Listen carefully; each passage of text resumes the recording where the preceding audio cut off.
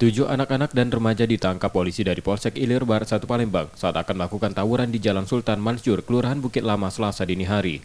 Tertangkapnya mereka dari patroli yang dilakukan polisi saat Ramadan. Polisi menerangkan, tawuran biasa terjadi di waktu sahur dan menjelang berbuka puasa.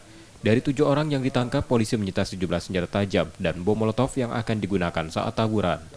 Dan tadi malam kami mendapatkan informasi dari warga bahwasannya di Simpang PDAM di Jalan Sultan Mansur ada kelompok pemuda yang berkumpul dan diduga akan melaksanakan tawuran, di mana informasi dari warga tersebut anak-anak ini ada yang membawa senjata tajam jenis celurit, tombak, dan bom molotov yang berhasil kami amankan di TKP tadi malam, dan kami juga berhasil mengamankan 7 orang